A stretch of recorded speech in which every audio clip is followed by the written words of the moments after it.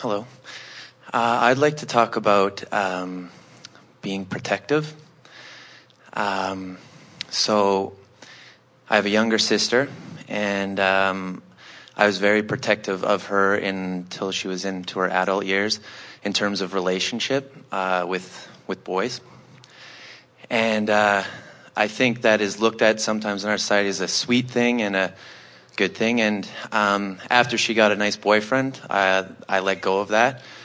And then, I was also in relationships, so I would be protective of the person I was with, kind of like, Papa Lion, Mama Lion kind of stuff, if that makes sense. And protective meaning focused upon what could go wrong. Yep. And standing as best you could in a position to prevent it. Exactly. So my wife, who's a neighbor, and we met on the cruise, she had said to me early on in our relationship that I'm always safe and protected, and kind of in line with the stuff, Jerry says with everything's always working out for me, and what you say as well. So that gave me a lot of relief, but I still have a little bit of resistance with that at times. And so it comes to the zip line. We went on the 700-meter zip line. So I believe there was 7 zip lines before you get to the 700-meter adrenaline line. And the day before, I knew my wife was interested in going on this. I'd already been on the zip line in Costa Rica a few years ago, so I felt very comfortable with it and that it's safe and everything. But my wife was looking forward to doing something very adventurous. And this seemed like a good way to see, rainforest, be with friends, and do something adventurous. So this was great. What's this adventurous thing you've got going? So adventure when it's the next logical step doesn't feel adventurous. Adventurous is a big jump. Mm-hmm. Adventurous is overcoming boredom or overcoming something, isn't it? Exactly. And I think she was okay with it for the most part, but I was a little bit protective. I felt that.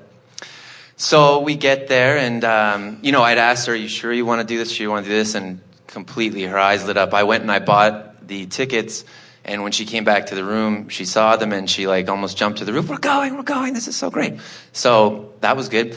But I, again, felt protective. So we get on the line, and it was the 3rd or 4th line, and I'm going down, done this before, and there's nothing, she would go before me, then I would come.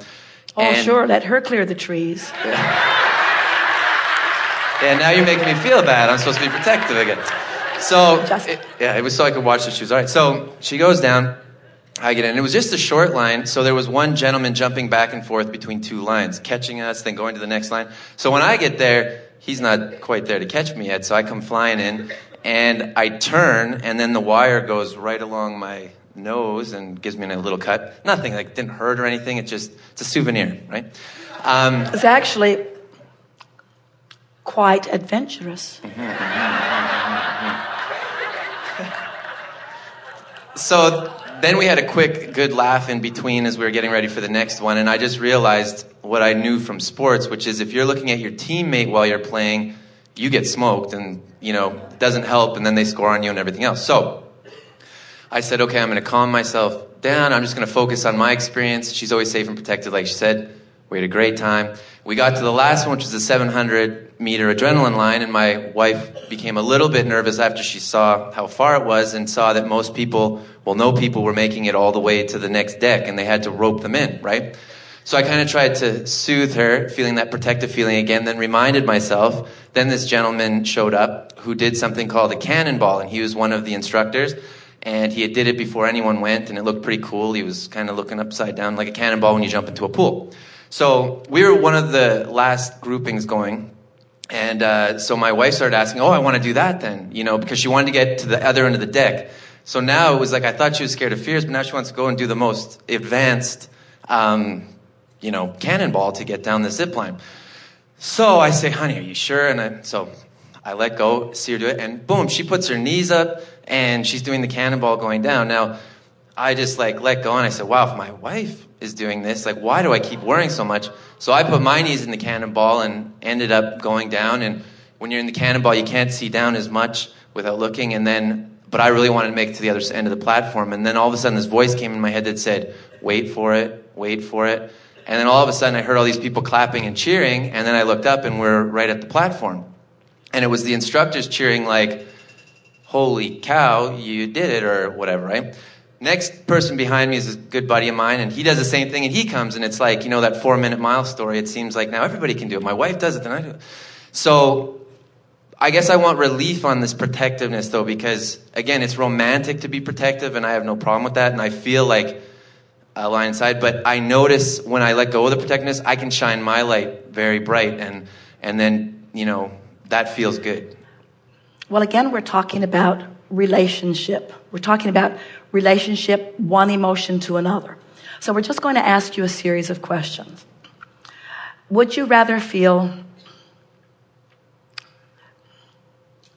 aware or unaware? Aware. Would you rather feel alert or confused? Alert. Would you rather feel guarded or secure? Secure. Would you rather believe in the well-being of your wife, or would you rather believe in her vulnerability? Well-being. Would you rather be aware of her well-being or unaware of her well-being? Well aware, yeah. So is it possible that some of what you are calling wariness, our words, or protective, could be awareness of her well-being? Mm-hmm. In other words, is it wrong for you to desire her well-being? No. And is it possible, when you do desire someone's well-being, for you not to be aware that there is another end of the stick? Mm-hmm. In other words, it's always this relationship thing, isn't it? Mm-hmm. So there are people who are completely oblivious to what's happening to people around them. In other words, they have no interest. They could all be crashing into the pillar at the end, and they wouldn't notice. And there are people who, so it's sort of like asking which is more comfortable, blame or guilt, when both of them are terrible choices. But what we're really getting at here is that it isn't inappropriate for you to feel desire for the well-being of someone, and it also is not possible for you to want something without the other end of the stick sometimes being activated. The real deliberate creator is someone who doesn't try to never feel negative emotion, but who understands it when it comes, and who incrementally adjusts. In other words, that's what you were doing there. Every step along the way in this story that you offered as it unfolded was perfect evidence of your awareness of how to effectively use your own guidance system. In other words, every bit of it played out just the way you were feeling it, even to the point of bumping your nose a little bit when you had your nose, and this analogy is not lost on any of us, when you had your nose in someone else's business, you say. Yeah. But in fairness, you can't love someone without your nose being in their business, because you're rooting for their success. And in even more fairness, you can't root for the success of someone without knowing that the other end of that is also a possibility. And so when Jerry always talks about how he just wants to keep the odds up. In other words, he knows that well-being is likely for him, but he is a conscious creator. He makes decisions. He always makes the decision that he believes will leave him and those who are near him in the path of least resistance. This is what deliberate creation is, you see. So if we were standing in your physical shoes, we think it is magnificent that your mate tenderly understands the loving attention that you give her, and that she constantly, and it is something that she often does, soothes you by reminding you of her strength and clarity and stance of well-being. And it is sort of cute and romantic to be fussing over someone, but as you know, it's the whole point of the story that you are telling to us. You just don't want to get carried away with that, because the other end of that is a sort of protectiveness that says, I protect you because I see that you cannot protect yourself. Or I protect you because I don't think that you are smart enough to follow your own guidance system. And that is not what you mean to convey, and it's not what you believe about her at all. But we also want to say to you that there was a particle of that in your vibration that she set out to soothe. And did she ever soothe it big time?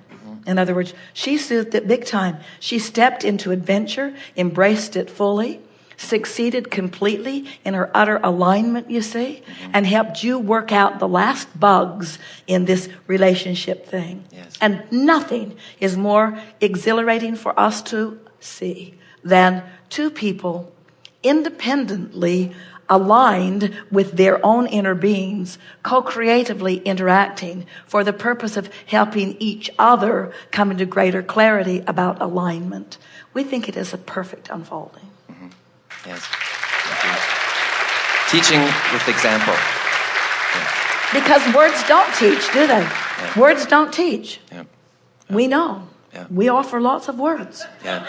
But it is your life experience that makes this conversation rich, because you don't know what you haven't had vibrational access to. And someone saying it does not necessarily give you access to it. Mm-hmm. Very good. Thank you so much.